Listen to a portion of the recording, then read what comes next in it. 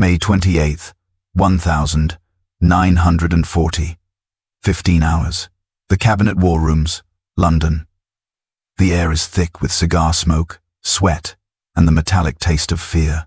Winston Churchill, his face of bulldog's mask of defiance, paces the floor. The news from France is not just bad, it is apocalyptic. The British Expeditionary Force is trapped. The evacuation at Dunkirk has begun. A desperate gamble to save a broken army. France is collapsing. Belgium has surrendered. Holland is crushed. Norway is lost. Britain stands alone. Before we dive deeper, tell me in the comments where you're watching from. Grab yourself a warm drink, maybe a cup of tea, or just some water, and sit back as we begin this journey together. A small island, against the seemingly invincible Nazi war machine that has conquered all of Europe in a matter of weeks. The German High Command is finalizing plans for Operation Sea Lion. The invasion of Great Britain, the conventional war, the war of gentlemen of battle lines and declared fronts is over. And Britain has lost. As the bombs of the Blitz begin to fall, tearing the heart out of London, Churchill convenes a secret meeting. He looks at his new Minister of Economic Warfare, Hugh Dalton. "We must," Churchill growls, his voice a low rumble, "prepare for a new kind of war, a war of attrition, a war of nerve. The old rules are dead.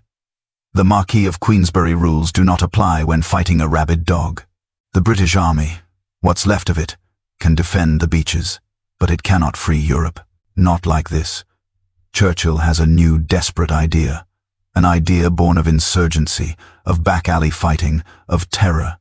He needs an organization that will operate in the shadows. Men and women who can move like ghosts inside Hitler's fortress, Europe. They will not capture territory. They will create chaos. They will link up with local resistance. They will arm them. They will train them. They will blow up bridges, assassinate generals, derail supply trains, and destroy factories. They will be a cancer eating the Third Reich from within. On July 19th, 1940, Churchill gives Dalton a simple, terrifying directive. He scrolls a note. "And now, set Europe ablaze." From this order, a new clandestine organization is born, the Special Operations Executive, or SOE. Its purpose is so secret, it is known to only a handful of men. Its mission to coordinate all action by way of subversion and sabotage against the enemy overseas. It is, in short, a ministry of ungentlemanly warfare. But there is one catastrophic problem. The idea is brilliant, but the reality is impossible. Britain has no one to do this. The British military is trained to march in formation, to fire rifles in volleys, to fight on a battlefield. They are not trained to pick locks, crack safes, build bombs out of household flour, or kill a man in silence with a piece of piano wire. Where do you find teachers for an art that doesn't officially exist? Where do you train these new agents without German spies? Just across the channel, seeing and reporting everything. The SOE is created, but it is an empty shell. It has a mission but no means. The generals of the Allied High Command are stumped. They need a solution, and they need it yesterday. They cannot believe where the solution will come from. It will not come from the ancient halls of Oxford or the parade grounds of Sandhurst. It will come from a quiet, unassuming farm, thousands of miles away on the other side of the Atlantic.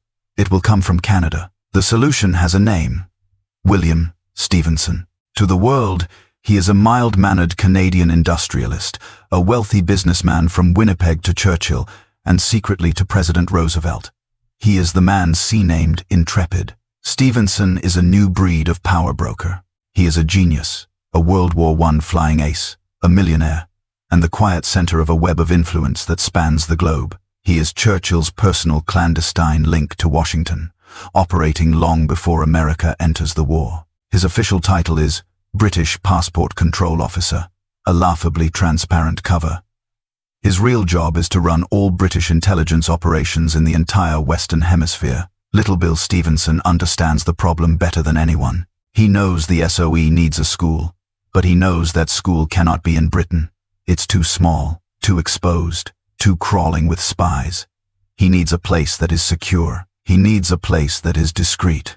He needs a place with access to raw materials, both for explosives and for people. He needs a place close enough to the neutral United States that he can begin to secretly train the Americans, who he knows will soon be dragged into this fight and have even less of an idea of how to conduct espionage than the British. In the winter of 1940, Stephenson makes a proposal to the Canadian government. He doesn't ask for an army base. He asks for a piece of land. The location he chooses is perfect in its obscurity. It is not a fortress. It is not a compound. It is a farm, a 200-acre plot of unremarkable, scrubby farmland just outside the quiet industrial town of Oshawa, Ontario. It borders the cold, grey, rolling waves of Lake Ontario. It's surrounded by a few gullies and a bit of forest. To any passerby is just another Canadian farm, its fields lying for the winter. The Canadian Prime Minister, Mackenzie King, agrees. On one condition, total absolute secrecy. The Canadian public and even the Canadian Parliament must never know about it. The RCMP, the Royal Canadian Mounted Police, will provide a security perimeter, but that's it. The project is given a sterile bureaucratic code name designed to be forgotten, STS-103, Special Training Station 103. The men who will be sent there, however, will give it another name, a name that will become legend, whispered in the intelligence communities for the rest of the century. They will call it Camp X. In early December 1941, just as the world is reeling from the news of Pearl Harbor, Camp X quietly opens its gates. From the outside, it is nothing. A few newly constructed wooden barracks, a flagpole, and a barbed wire fence. The main building is the original farmhouse, the Whitby Farm, a simple brick and wood structure. It looks like a minor military signaling post. The guards tell any curious local farmers or police that it's a special driver's training school. That is the official lie. The reality is something else entirely. The Allied High Command, desperate for a solution, has placed its faith in Stephenson's secret farm. They still cannot believe this is the answer. It is, until the first instructors arrive, and the generals realize this farm is not going to be a school. It is going to be a factory for producing the most dangerous human beings the world has ever seen. The men who arrive to teach at Camp X are not soldiers.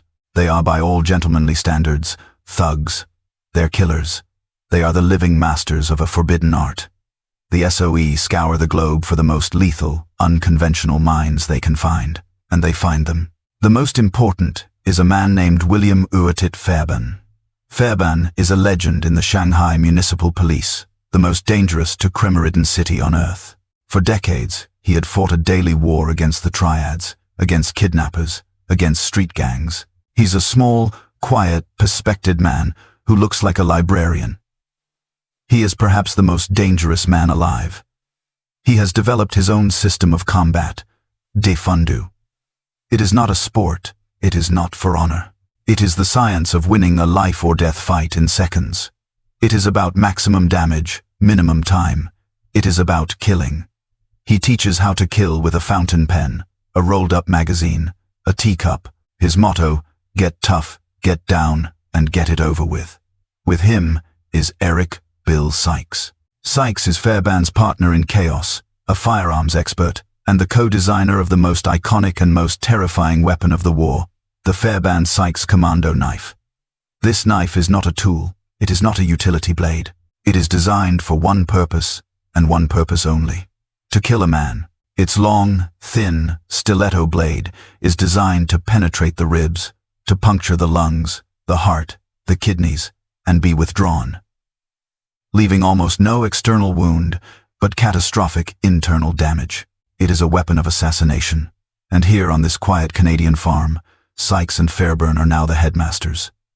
This is the curriculum the Allied generals could not believe. There is no marching. There is no saluting. The first class is silent killing. Fairb, in his quiet British accent, would stand before a class of rough Canadian lumberjacks, French Canadian trappers, and American college boys. And he would teach them how to snap a man's neck. He would teach them the tiger claw, a hand strike to the throat. He would teach them how to use a piano wire gar. He would teach them how to walk up behind a sentry, cup his helmet, and use the steel rim to sever his spinal cord. They are taught to be, in a word, ungentlemanly. This secret farm in Ontario is not just training soldiers. It is untraining them. It is systematically breaking down every instinct of a fair fight. It is teaching them to be the very thing they were sworn to destroy. It is teaching them to be assassins, and the training has only just begun. The lessons in silent killing were not an academic exercise. They were a visceral, hands-on rejection of civilized warfare. This was Fair's laboratory. He would stand before men who had been farmers, lawyers, and lumberjacks just weeks before, and he would demonstrate the century takedown. There is no such thing as a fair fight. His voice, clipped and precise, would echo in the hushed training hall. A fair fight is a fight you are losing. Your goal is to finish the engagement before the enemy even knows it has begun. He taught them the chin jab, a strike with the heel of the hand, not to injure, but to break the neck.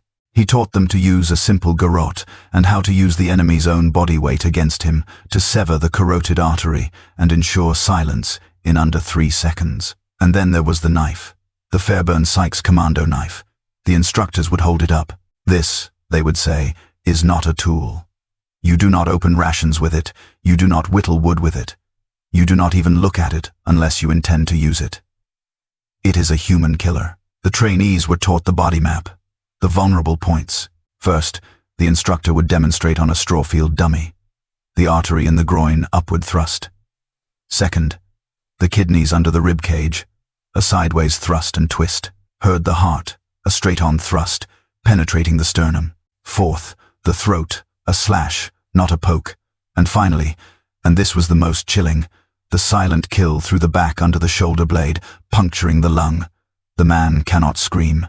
He cannot even breathe. He is dead, and the only sound is a faint, wet gasp. This was the black art curriculum. It was so brutal, so effective, and so ungentlemanly that rumors of it, even within the Allied High Command, were met with a kind of horrified disbelief. But killing one man was not enough. The purpose of Campex was to kill infrastructure.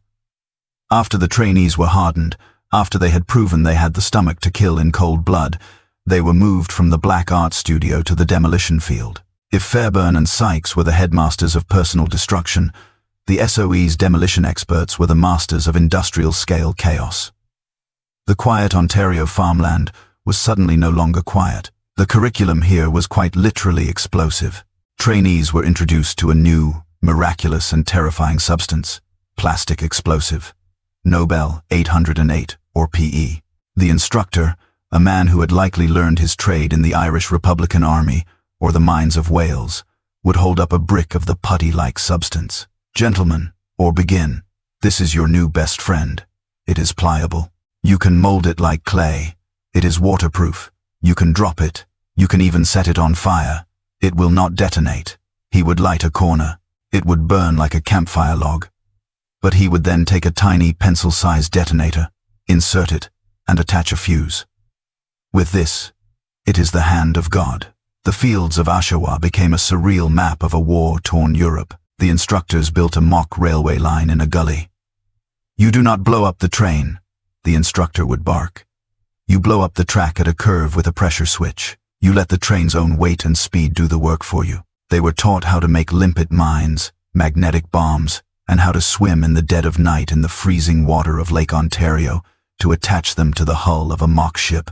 They were taught the time pencil, a small copper tube, crush the end, and the acid inside would begin to eat through a thin wire. You had 30 minutes. No clockwork, no ticking, just a silent chemical fuse. They were taught ersatz explosives, how to make a powerful bomb from nothing. Flour, sugar, potassium nitrate. You can buy all of this at a local shop. You mix them. You have a bomb, a watch, a battery, a few wires. You have a timer. This was the forbidden knowledge. This was the training that Allied generals raised on cavalry charges and battlefield etiquette could not believe was being sanctioned. They were not training soldiers. They were training a new hybrid terror, a man who had the silent killing skills of an assassin, the lock-picking and safe-cracking skills of a master burglar, and the demolition knowledge of a rogue engineer. And this new deadly curriculum began to attract attention. In the spring of 1942, a very special visitor arrived at Campex. He did not look like the other trainees. The other trainee were rough-hewn. They were Yugoslav partisans, Italian socialists, French-Canadian lumberjacks, men chosen because their faces and languages could blend seamlessly into the occupied territories. This new man was different. He was tall. He was aristocratic. He wore the immaculate uniform of a British Royal Navy commander. His name was Ian Fleming. Fleming was not there to train. He was a senior aide to the Director of Naval Intelligence. He was there on behalf of Intrepid William Stephenson to observe, to learn. He was essentially a student of the students. He stood at the edge of the woods, a cigarette holder clenched in his teeth, and he watched. He watched Fairbear teach a man how to kill with a hat. He watched the demolition experts teach agents how to build a bomb inside a wine bottle. He saw the spycraft division, the lockpicking labs, the radio transmission rooms, the forgery departments where artists created perfect fake Gestapo documents. He was watching the birth of Q Branch. He was watching for the first time in his life the real-world application of black propaganda, assassination, and high-tech gadgetry. He was watching the theory of a license to kill being put into practice on a quiet Canadian farm. He took meticulous notes, and from the mud, the blood, and the high explosives of Camp X, the character of James Bond was being born. The Allied High Command was no longer skeptical. They were converted. The secret farm was working. It was taking in raw recruits, and in a brutal 6-week-long crucible, forging them into the world's most elite and deadly agents, men were graduating. They were being inserted back into Europe. And the reports were starting to come in. A bridge in Yugoslavia critical to German supplies vanished. A high-ranking Gestapo chief in Prague assassinated a U-boat factory in Norway sabotaged. The impossible solution was proving to be an astounding success. But what the generals, what Ian Fleming, and what even most of the trainees didn't know was that the school was a cover. It was an ingenious, perfectly executed distraction. The true purpose of Camp X, its most vital forbidden secret, was not the men it was training to kill. It was something far more powerful. A secret hidden in plain sight. A secret that would not be fully understood for another 50 years. The most important secret at Camp X was a broadcast antenna. The school for assassins was a master stroke of deception. The explosions, the gunfire, the brutal visible training. It was all real, but it was also the perfect cover story. Because the most important forbidden art taught at Camp X wasn't how to kill a man. It was how to listen. The true purpose of this secret farm was hidden inside the original, unassuming farmhouse. While trainees were being taught to Gary's, another quieter war was being waged in the building's reinforced basement. This was the nerve center, codenamed Hydra. It was one of the most sophisticated and most secret mall communications hubs of the entire war. The generals, the spies, even Ian Fleming had all focused on the human weapons being forged. They had missed the real secret. This farm wasn't just a school. It was the electronic ear of the Western Hemisphere. Intrepid. William Stephenson hadn't chosen the Oshawa location just for its isolation. He had chosen it for its geography. The flat, wet land bordering Lake Ontario was a perfect ground plane for radio signals. Its position in Canada made it the ideal midpoint to intercept high-frequency signals from Europe and relay them securely to Washington, London, and South America. Hydra was the hub inside that farmhouse 24 hours a day, 7 days a week. A different kind of soldier worked. Many were young women from the Women's Royal Naval Service, the Wrens. They were linguists, mathematicians, and radio operators. They sat in windowless sussroofed rooms, their headphones pressed tight. Their job was to pull signal from noise to listen to the ether, and the ether was full. They intercepted everything. Coded messages from German U-boat in the Atlantic, diplomatic traffic from the Japanese embassy in Berlin, weather reports from spy ships, and most importantly, they intercepted the high-speed encrypted traffic of the German High Command's Enigma machine. Hydra was a critical and often uncredited node in the Ultra program, the secret network centered at Bletchley Park in England. The signals intercepted at Camp X were cross-referenced, decoded, and analyzed. But Hydra did more than just listen. It talked. It was the primary and secure broadcast station for all British Security Coordination, BT operations. When an SOE agent trained in the fields of Oshawa needed extraction from France, the coded action message was broadcast from Hydra. When Intrepid Stephenson needed to send a top-secret decoded Enigma message to President Roosevelt in Washington, often before Churchill had even seen it, that message passed through the operators at Hydra. This was the true forbidden art. Not the breaking of bodies, but the breaking of codes.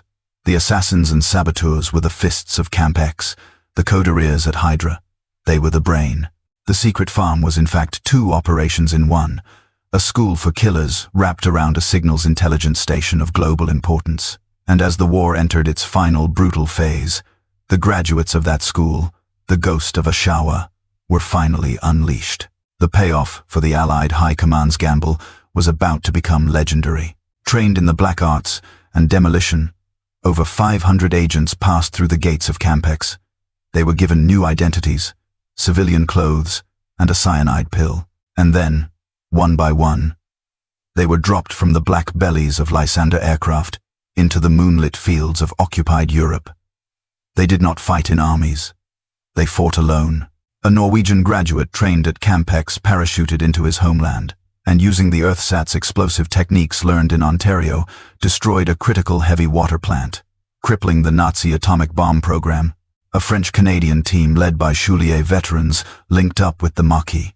They didn't just blow up a bridge. They used their training to systematically sever every railway line and communication cable in northern France just hours before the D-Day landings, ensuring the German panzer divisions could not reach the beaches of Normandy.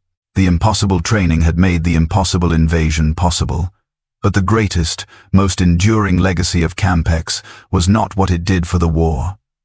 It was what it did for the post-war. The most secret part of Stephenson's plan was always the Americans. In 1941, America had no centralized intelligence agency. The FBI and the military intelligence branches were famously distrustful of each other. When America entered the war, President Roosevelt knew he had a spy gap. He turned to his friend William Stephenson. Stephenson said, "Send me your men." Roosevelt created a new organization, the Office of Strategic Services, or OSS, and its leader, a hard-charging lawyer named Wild Bill Donovan, made Camp X the official training ground for his first generation of American spies. The future leaders of American intelligence were shipped in secret to this Canadian farm. They were taught by Fairbairn how to kill. They were taught by the SOE how to blow things up. They were taught, in short, the ungentlemanly arts that America had never known. This secret farm became the blueprint, the prototype.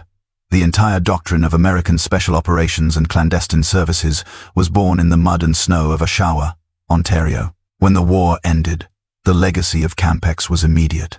The OSS, having proven its worth, was disbanded and then almost immediately reformed under a new name.